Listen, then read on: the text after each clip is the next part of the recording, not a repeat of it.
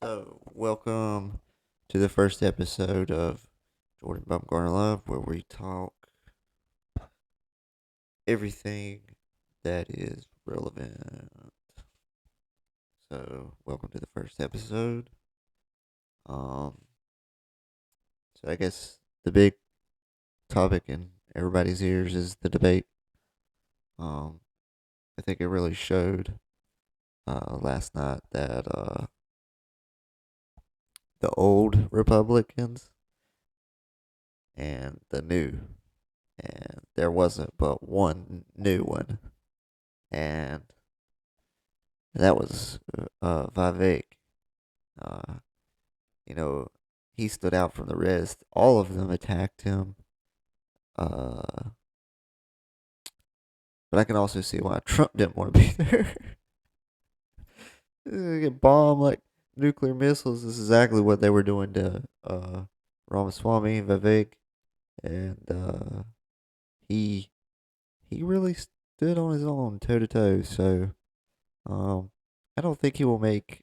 I think he will make a good president, but I don't think he's ready for all that yet. To be honest, I found out a lot about him. I mean, I didn't know that he was using his like campaign money, his own money, up to $10 million for his campaign. He's really self-made. Uh, so there's a lot of good things about him, and he's really intelligent. So and DeSantis, he was quiet. He didn't have nothing to say basically the whole time. He's like a stick in the mud. His voice is just not good. It doesn't stick out. Uh, I, I'm being honest. I don't like the guy.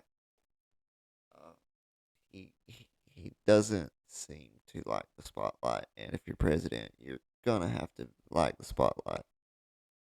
Um, so also some things uh, about the debate. Vivek, he really stood up for families.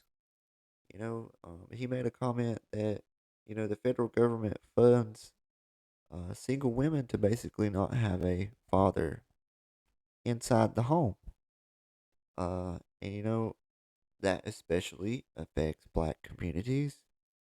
Um, so he stands up for everybody, and that's a good quality about him. He also wants a new type of Republican Party, one that is multi-ethnic, right? So he's more towards the future. Uh, I think he'll make an excellent vice president with Trump. Trump needs to secure him as his running mate. Um, you know, that would be my choice if I were Trump out of all those people. But Trump may have someone else in mind. We don't know, right? Only God knows and Trump. So, so also in the news yesterday was three aliases. Joe, this is from the New York Post. Uh, the Biden mafia setup is crystal clear. House Oversight Committee Chair James Comer is demanding unredacted access from the National Archives to email Joe Biden sent as Veep using any of his three known pseudonyms: Robert L. Peters, Robin Ware, and J.R.B. Ware. President Biden took an oath in office in which he swore his highest duty was to his country, but it's clear he has only one loyalty: his crooked access selling family.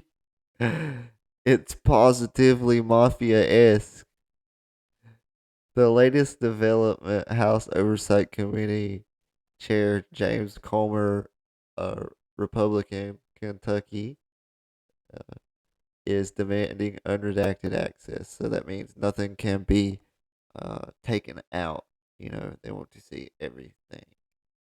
Um, from the National Archives to emails Biden sent as Veep using any of his three known pseudonyms: Robert L. Peters, Robin Ware, JRB, where the Prez got a little lazy on number three. The initials, was it John Robert uh Butler Peters, or John Robert Butler Ware? I don't know. It's just the initials. Comer outlines the clear possibility that these aliases were an attempt by then Vice President to deflect scrutiny from his dealings with his son Hunter, citing a May 2016 email in which Biden's schedule for the day was sent to Hunter, the only other real person copied on the email, and the Peters aliases. So this was strictly used for him to talk to Joe and, not look like it's Joe. Because none of the other people that were listed there were real. It was only Joe and Hunter and then like the fake people. Okay.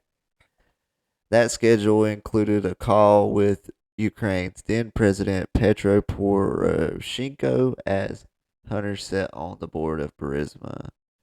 The Ukrainian energy company did not only pay Hunter over $1 million for that service. I'm sorry for laughing, guys. I mean, this is just absolutely insane when we're talking about a president and his son. I did not think our country would ever see anything like this, but we are seeing it. So, when he had no experience in energy or anything relevant, an FBI informant says Burisma's head claimed he paid Joe and Hunter $5 million each. Oh Lord, forgive me for using a cuss word. It just slipped out. I couldn't help it. Okay. What possible legitimate reason could there be for a sitting vice president to have not one, not two, but three email aliases? None, of course. And the obvious illegitimate reason is a typical brazen Biden solution to an ugly problem, namely the fact that Obama White House was rightly worried about Hunter's influence peddling business career and Joe's obvious involvement in it. Man, that is, Joe took an amateur hour spy jinx to keep up his role in the family racket, and the big bucks it was bringing in. It's it's a it's of a piece with a revelation that Biden let his heir do well, national security risk kid, used the White House as a secret hideout for 2 weeks after he signed his now dead sweetheart plea deal. And I believe that's right after they found the cocaine, too, guys. If you just kind of put the time in there and think back into memory, that's where what you're gonna get. 2 weeks. Imagine how much business he and the press didn't discuss during that time.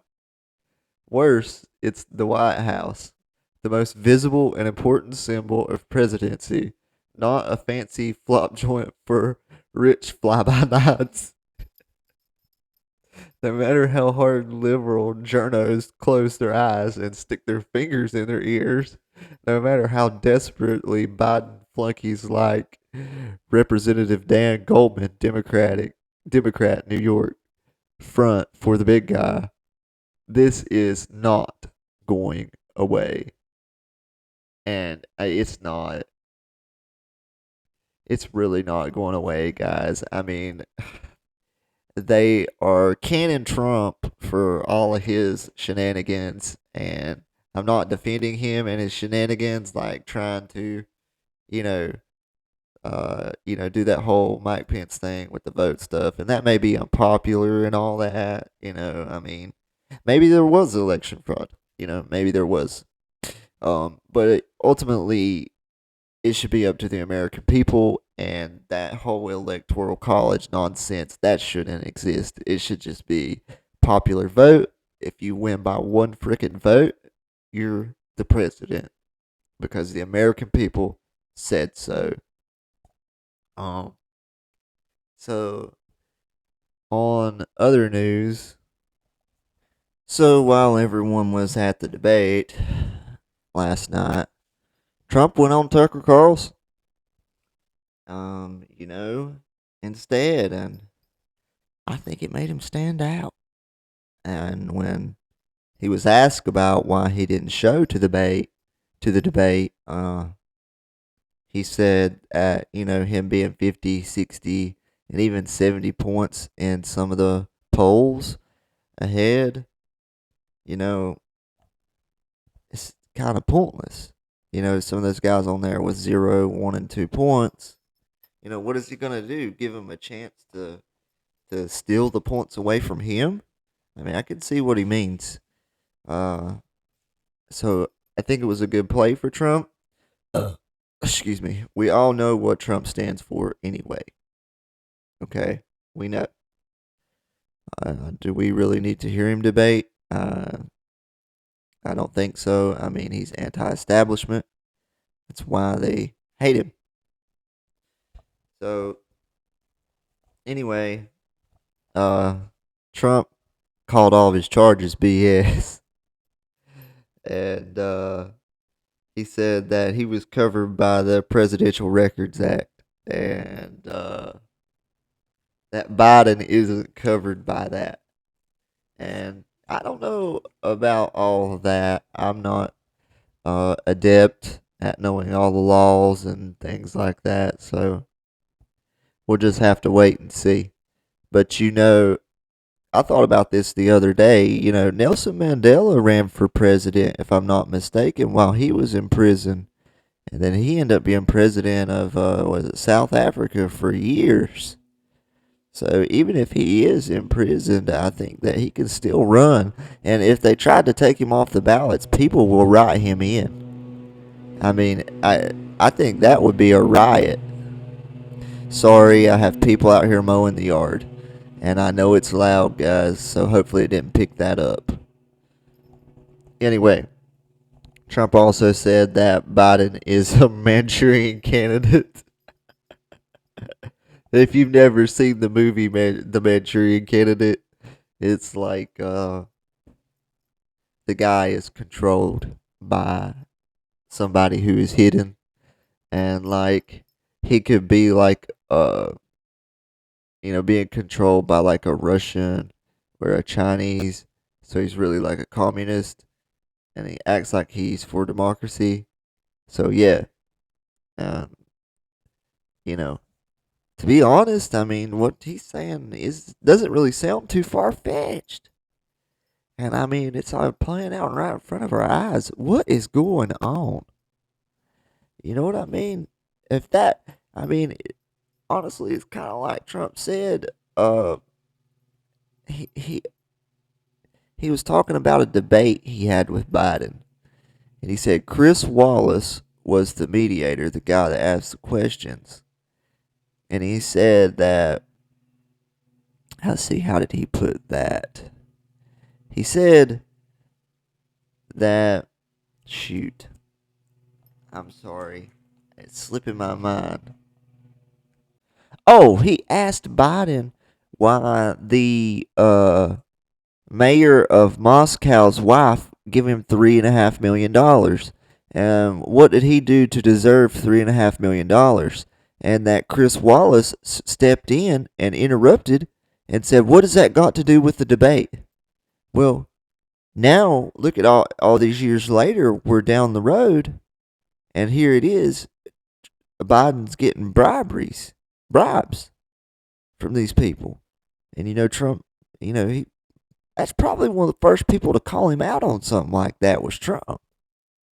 I don't know for sure. I know like people like Alex Jones, now they go way back, and Alex Jones does a lot of digging, and things like that. And that's why they censored him, because he's like a, a hound dog, and when he smells blood, he's going after it. Um, you know, Trump also brought up some good points. Uh, he really did. He said, that China is building military bases in Cuba.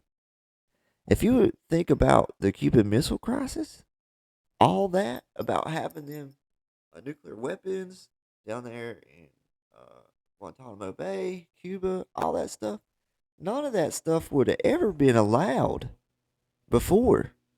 But now, because we're progressive, we allow other countries to invade our hemisphere and make it less stable and destabilize it? What has that got to do with being progressive?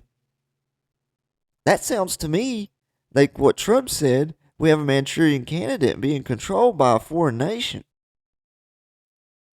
You see? I mean, just because you're progressive doesn't mean that you don't stand for a secure, a strong America. And, also, during that same question, he was like, it's also, Tucker was like, it's also all over the Caribbean and all over South America. So China's building these bases all over down there.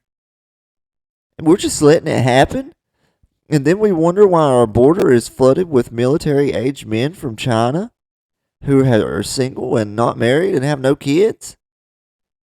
It's because they're soldiers. And they'll get their guns once they're here. It's not that hard. I mean, as long as they can get a driver's license and they're not criminals, they can get a gun. And then China has a reserve army inside the land. And I pointed this out months ago. I made a train derailment map on my TikTok channel. I put it on my YouTube channel too. If you look at the train derailments, you start to think about it. That's supply lines. Why is all that blowing up? Well, what does the army do before it attacks? It attacks the supply line of the army and tries to weaken the other army. So, I mean, I believe we're under attack. I do. I believe it's more of a communist type of attack. So it's not as obvious, but we are under attack. It's not your traditional attack. You have to know how communists really work in society before you understand what exactly it is they're doing. If you're interested in that type of information, it's called The Little Red Book, or Mao's Little Red Book, the guy who made China communist, who killed 80 million people. So, yeah, if you want to learn more about that, you can learn how that works. And I got a little bit more on that later in the episode. Anyway, so we'll get to that. But back on the military bases and the Chinese land grabs, China controls the Panama Canal, and Trump keeps bringing that up. But, that cuts right through from the Gulf and the Atlantic to the Pacific. And like Trump said, we sold that for $1. That right there is a control point of so much power. You could make so much money from that as a country. And even lower taxes. I mean, you might not get taxes down but 1 or 2%. But that's 1 or 2% good. You could lower the taxes if we controlled the Panama Canal by the money that we pull in. And, he even said that China controls the Panama Canal. Now, they control, we got our ships over there in the South China Sea and stuff too. So what are they doing? They're coming over here and putting their nose where we are, and they're trying to act like us. They're trying to be the big guy on the block. Guys, that's scary. China shouldn't be able to conduct those type of activities inside our hemisphere. They shouldn't. Like I said, back during the Cuban Missile Crisis, never been allowed. Never. And just because you're progressive does not mean that you're anti-American. Um, you know, and Trump also said he'll make them leave. So he has a tent. He has a plan to run them out of uh our hemisphere, and we really need that. That right there will cut down on a lot of the border problems and things that we have right now. The troubles. You know, Trump also talked about voter ID. And I used to be against voter ID, but after the last election, if you're not for voter ID and paper ballots, it's because you want to cheat. What else reason could you have other than you want to bring illegals in to vote from across the border? You want to use dead people's names to vote? I mean, the list goes on and on and on and on and on. And I even made a video about that earlier in the year. You know, about election fraud in the past. How uh, the Democrats act like it was so evil. But you could go back. Obama, Hillary, Clinton, uh, like bunches of them. I have a video on it. They all claimed election fraud. They all did. Just like what is it? The pot calling the kettle black. Politics is a nasty game, I mean, but there shouldn't be two standards in politics, like two standards of justice. I mean, just because you're Republican or just because you're Democrat, you get treated differently. That's crazy, right there. It's your beliefs, and your beliefs shouldn't be criminalized, no matter who you are. Um, that right there is true uh, racism, or like I don't think racism is the right word there, but somebody knows what I mean by that. Once your beliefs are criminalized, it's something bad. Um, so we have to get away from criminalizing other people's beliefs just because it's their beliefs and we don't agree with it. And all that is stems from is a hatred, terrible hatred. So I mean, yeah, get away from the hate, man. Get into some love. Get in the spirit of things, and get away from that. It's not what you want. It's an ugly, nasty look for you. So, and not that I'm calling anybody out on this. I'm calling the whole country out on this because I am guilty of it too. So yeah, you heard that here first. Get out of that. Um, and Tucker brought up a pretty good question. With all the stuff we've been having about the FBI whistleblowers and CIA this and Twitter and FBI, um, they're pretty much in the ball game together, spying on Americans. IRS spying on Americans. All these agencies that are not in check, and they're not voted for. Like Tucker was saying, they're not voted for.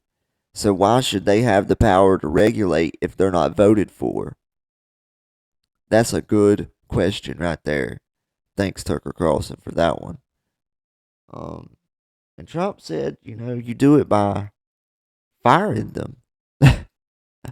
you know, I mean, uh, I didn't know what he quite meant by that when he first said it, but then he went on to explain that when he fired Comey, that it was like he threw a rock into a hornet's nest and they all went crazy. They thought that they were going to lose their income, their jobs, and everything, their livelihood because Trump wasn't playing games. He was going to fire some people.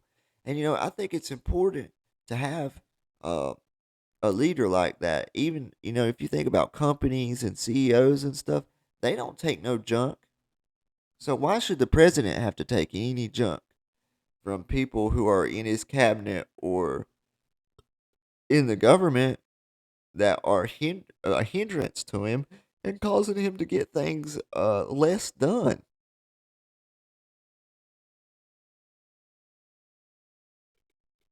Ah, sorry, I had to have a drink.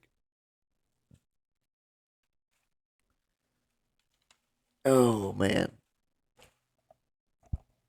going through the notes, guys. Okay, Trump said that if the laptop would have not been covered up, that it would have meant 10 to 17% of the vote. And honestly, if it's me, I agree with him, but I'd say it's more like it could be up to 25% of the vote. In a lot of places, because the depravity of the laptop and the criminal acts on the laptop, that's going to shun away so many people, because they're not going to want to be associated with that. Crack, drugs, human trafficking, all that stuff that's on there. That's just dirty, nasty.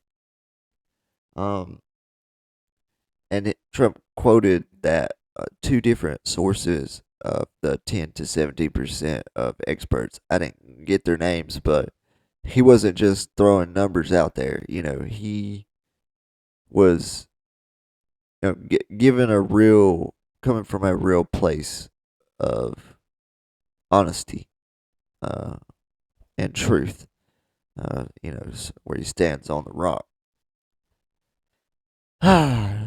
In my opinion, now this is not everybody's opinion. I know some of these people out here think Trump is the Antichrist. I don't think so. I think he's more like King Cyrus, because he established Jerusalem as the capital. Cyrus rebuilt the temple. Give freedoms to the Jews, and Trump, he gives some freedoms to the Jews. So,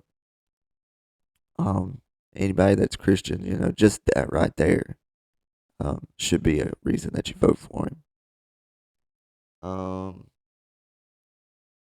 Trump also explained something that I haven't heard him speak on yet, and I think everybody has been waiting for him to speak on this. It's a good time for him to do it with the debate going on, and you got Pence up there. Pence is a bad, terrible interrupter. By the way, he interrupts everybody. Like he he just he interrupts them. Um, he explained what he asked Pence to do, and I didn't understand what he was asking him to do. Uh, from that whole concept right there of him asking that, and the way that it was played out in the media kind of made me think it was unconstitutional. But anyway, he went on to explain that he wanted to send the votes back to the legislature, and I don't I'm going to look up exactly what that means so we can know. So, the legislature is a lawmaking branch of government. Before the advent of legislatures, the law was dictated by monarchs. Early European legislatures include the English Parliament, the Icelandic Althing. Legislatures may be a unicameral or bicameral system. Okay, so now we know he wanted them sent back to the legislative branch of the government. It's the people who dictate the laws. Um, Now he went on to say, and after Pence declined to do this, before the the Democrats and the people that were in government were saying, no, he can't do that. It's unconstitutional. You can't do that. Well, Trump went on to say that, many people have done it. Like he brought up Stacey Abrams in Georgia at the governor. He brought up Hillary Clinton, how she's on TV and she challenges the election that her and Trump had. So that's also on the thing that I was saying that there can't be two forms of, like how people are treated, and so people's beliefs can't be criminalized, and you can't have, one people get treated this way because they believe something, and the other one gets treated this way because they believe that. Uh, that's not fair. Um, and it causes the country to have a great divide, and that's where all this hatred is stemming from. So we gotta get away from that, guys. We got to. We got to. And after that, it was like the left went and redone the Voting Act. So after it was over with, they went and fixed it to where the vice president didn't have them powers to do that no more. So they knew that it wasn't unconstitutional. They were just saying that. And that goes for the fake news media. What a bunch of lies. Now, they should not report lies.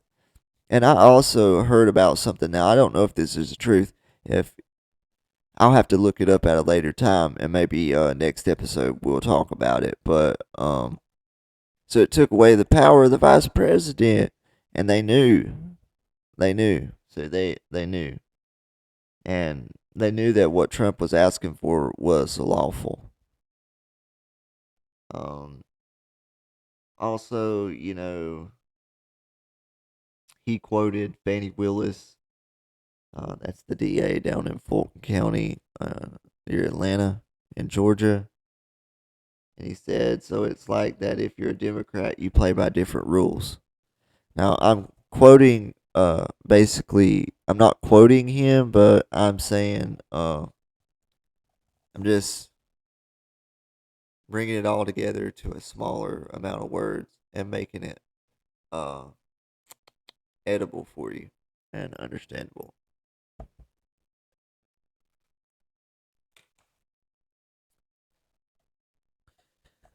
So, near the end of the episode, Tucker asking Trump what his number one priority would be as the president, and Trump said the border. So that means that Trump is concerned with his biggest priority is the United States people and their safety. Um, and that's good because the 70,000 fentanyl deaths, the train derailments, and all this, I mean, it has to stop. All that stuff has to stop. And I think Trump has a legitimate plan to stop it. And he also said that getting the criminals out that have entered through the border. So he wants all those people out of here, and which is a good idea because, like I said, we're going to leave the Chinese reservist army in here for whenever they want to invade or blow some stuff up or attack our supply lines. No, you can't do that. If you do that, you're weak America, and you're shown as weak across the world, and that is not what we want. We want a strong America. You know, I didn't know this, but Trump started talking about South America, Mexico, all those countries down there, and he says that they are emptying out their mental institutions and their prisons, and those people are coming across our border. Now you wonder why we got forest fires and stuff like that? Well, I'd say right there's an answer to that. Why all that stuff's so bad. Or it could be they could be used to, especially the prison people, the prison inmates, can be used for an army, like Putin used the prison people over there in Ukraine. that whole I don't remember their name, but they were hardened criminals before that they were military people. And also, I mean, if you think about it, if you send people from mental institutions and prisons, that will destabilize America. If you wanted to destabilize America, something like that could do it. And I wouldn't put it past communists to do this because in the communist playbook, the little red book, the book I was telling you about earlier, they have a concept and it's called useful idiots. So what they will do is they will put, uh, they'll make a fuss about something pretty much, and then the people that support that fuss, they will use them to get the job done. So like with the climate change stuff, the people that go out here and do all that stuff for climate change and all that. I remember when that started when I was a kid. It started with Al Gore. I mean, everybody knows that. If you're of any age or around my age, I'm 34, you can remember that. That whole climate thing started with Al Gore, and everybody was like, what's he talking about? What? What? What? It was just foreign to everybody. Look that up. I'm not playing. It started with Al Gore. Um, He also brought up right there at the end that there's a level of hatred and a level of spirit that he's never seen in this country. And honestly, that's a bad combination. That's what he said.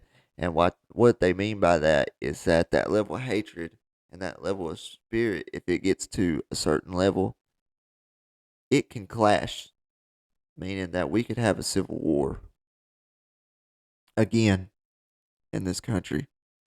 And that's not where we want to head, guys, at all.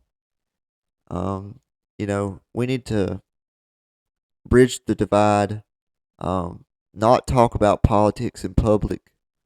Um, my grandparents never did, um, and I'm sure they have many Democrat friends, uh, as well as Republican friends or progressive or whatever, you know.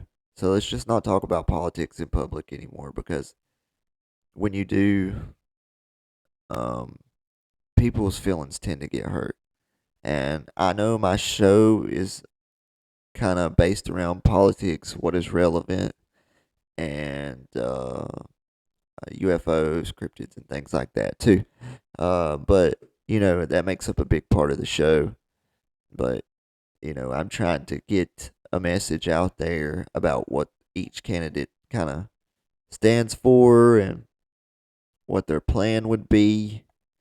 You know, wouldn't it be something if I could interview the candidates or something, and we could really hear from them and get you guys email in questions or something, and that way we would have questions from people who actually are normal people, and I could ask them that, even if it was like over the computer or something like that. It would be straight with me. I mean, I'd much rather do it in person. Um, Now on to some other things. We're gonna leave the politics and all that stuff behind, and we're gonna see what else is going on. So on to the alien uh, UFO issue. It's really in the media right now. All of us were called crazy for 10 or 15 years of our lives, but now all the conspiracy theories have become conspiracy facts, and people see that we weren't lying. Um, you know, Now, my personal outlook on it, and you guys that follow my channels will know this, is that I believe that the Bible lays out a plan that the devil has is to make people think that he is like an alien, and that way he's not looked at from like the angel point of view. But if you really think about angel and an angel being cast from heaven to earth, it would be alien of this earth. It would be an alien, literally. because it's not from here. It would be extraterrestrial. So, and the book of Enoch, that's not in your 66 book KJV or in the 1611 KJV either, but I love the 1611 KJV. Do not get me wrong, that is a great Bible. Um, the you can listen to the audio book of Enoch though, and you can really understand that what the angels that sided with Satan came here to really do. They made wives, but they also made had sex with the plants and the animals too. And I think that was all about perverting God's creation and how they uh Satan wants to play God, basically, you know.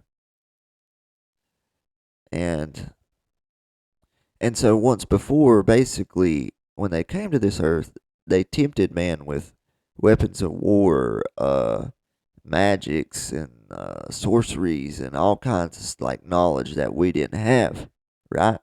Well, if you think about it, UFOs and stuff and all that, that's knowledge that we don't have. What if the same thing's going on again? And like it will be as in the days of Noah? Well, Enoch was like Noah's great grandfather. So it's around the same time period, you know? So I think that's a good book for what is happening during this age right now. And if you really want things exposed and your eyes to become open to all that, that is a good source of information. And I also even heard some generals and stuff. I believe it was on a Reddit post or something like that. They were talking about how some generals were saying that they had found out that we shouldn't be messing with these aliens because they're actually demons. So I think everybody needs to know that about the UFO issue, and why you see these cryptids and stuff like this is because they're mating with the animals too, and that's why when you go back to look at hieroglyphics and stuff that's on the Egyptians' walls, go look. Those things are all over the place, guys. It's everywhere, you know. And then people wonder like how the pyramids were built. Well, they were built. All that stuff was built by giants. It's why the natives are. They say things like, well, the giants were here first, and then we came and built on top of it. So, and I think that's where we're headed is to an antediluvian world where all that stuff is like normalized and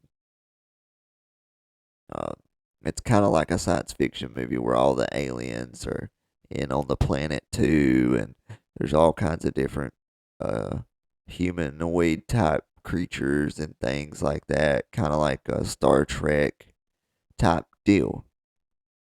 You know, I believe that's the goal, and to have that ran by a one world government system that's kind of ran by an AI cyber intelligence type android being antichrist system type deal. But anyway, that's going to be uh the first episode. I haven't decided if I'm going to do one, maybe two, maybe three episodes a week. I've got to get some extra part-time work, guys. Something I got to do. So I'm not sure how much time I'm going to have, but I really like doing this, and I hope you guys enjoyed the first episode. And I'm going to try to get better and better at it so that, I can get it some intros, some music. I've got this, this thing here, you can't hardly see it, but I don't know, I can't quite get it working yet, but it does music and uh, like sounds and things like that, and I can just hit the button. But I haven't quite figured all that out yet. But I will get it figured out.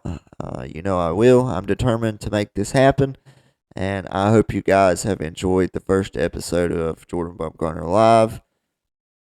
Tune in next time to find out what's relevant.